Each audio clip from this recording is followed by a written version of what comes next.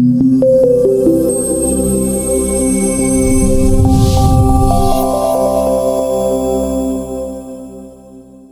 think it is eminently fair to ask why Sidney Blumenthal had unfettered access to you, Madam Secretary, with whatever he wanted to talk about, and there's not a single solitary email to or from you to or from Ambassador Stevens. I think that is fair, and we'll take that up next Gentleman round. yield.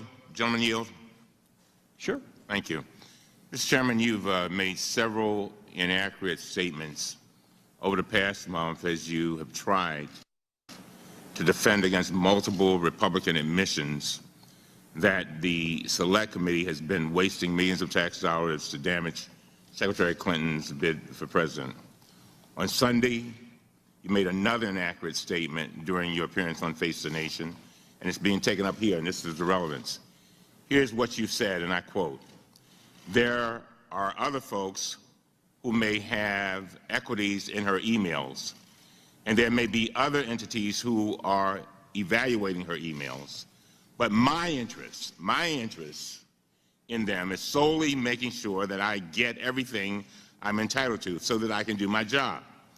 The rest of it, classification, Clinton Foundation, you name it, I have zero interest in it, which is why you haven't seen me send a subpoena related to it or interview a single person other than Brian Pagliano, because I need to know that the record is complete." And I'm going back to the truth, the whole truth, and nothing but the truth. I'm waiting. Chairman, let me finish. I'm waiting on you. I've been very patient. Coming. Just wait. I'm waiting on the inaccurate statement. I'm getting there.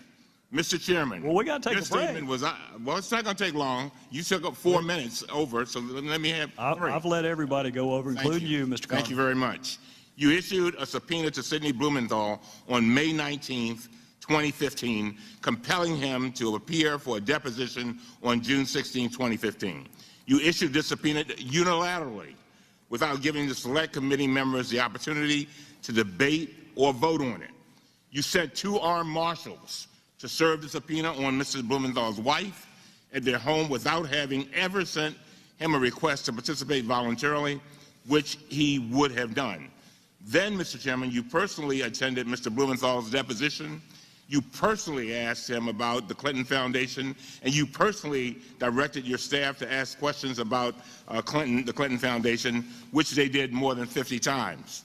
Now, these facts directly contradict the statements you made on national television this last Sunday. No, sir. With all due respect, they do not. We just heard email after email after email about Libya and Benghazi that Sidney Blumenthal sent to the Secretary of State.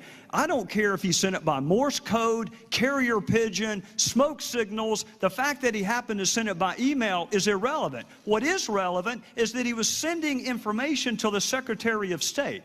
That is what's relevant. Now, with respect to the subpoena, if he'd bothered to answer the telephone calls of our committee, he wouldn't have needed a subpoena. Would the gentleman yield? I'll be happy to, but you need to make sure the entire record is correct, Mr. Cummings. And that's exactly what I want to do. Well, then go ahead. I'm about to tell you. I move that we put into the record the entire transcript of Sidney Blumenthal. We're going to release the emails. Let's do the transcript. That way the world can see it. Well, we didn't. The motion has been seconded.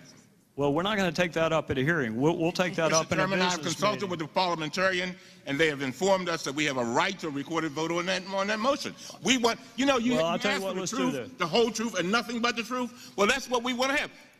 Let the world see it. Why is it that you only want Mr. Blumenthal's transcript released? Why don't you want the survivors? The survivors, even their names? Let me tell you something. No, you want that released? Let me tell you something. Right now, the only one you've asked for is Sidney Blumenthal. That's the only one you've asked for. That and Miss Mills. Cheryl Mills. That's not true. No, that's 2 out of 54. Now, if you want to ask for some fact witnesses, we asked for a recorded vote on the Blumenthal. You said from the beginning we want the truth, the whole truth, and nothing but the truth. Why don't we just put the entire transcript out there and let the world see it? What do you have to hide? These are the only emails that you have released. And the fairness to Mr. Blumenthal and to the American people, in the interest of a complete record, if you're going to release his emails, release his transcript where he has a chance to give the context of those emails. Well, you keep referring to Blumenthal emails. I would hasten to remind both of you, the only reason we have Blumenthal emails is because he emailed the Secretary of State. Those are her emails. That's why they were released. They're not Blumenthal's emails, and she wanted all of her emails released. She's been saying since March, I want the entire world to see my emails. Well, Sidney Blumenthal's emails are part of that. So here's what I'll do. I'll be happy to talk to the parliamentarian, because the parliamentarian told me that your motion actually would not be in order for a hearing. But at the latest, we'll take a vote. And the first week we are back, after this week, we'll have a business meeting.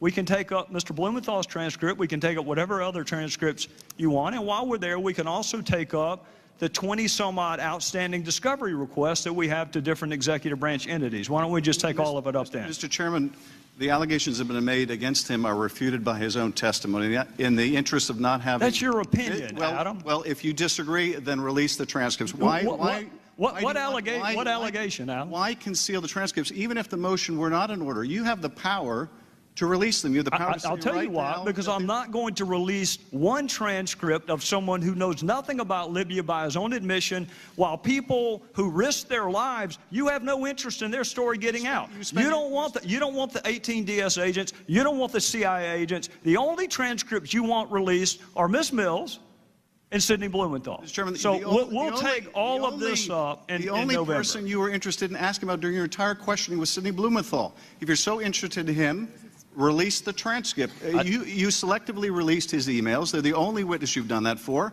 So you're asking, why are we only asking for his transcript? I'm going to ask the gentleman from California to please do a better job of characterizing. These are not Sidney Blumenthal's emails. These are Secretary Clinton's emails. And I'll tell you what, if you think you've heard about Sidney Blumenthal so far, wait till the next round. With that, we're adjourned.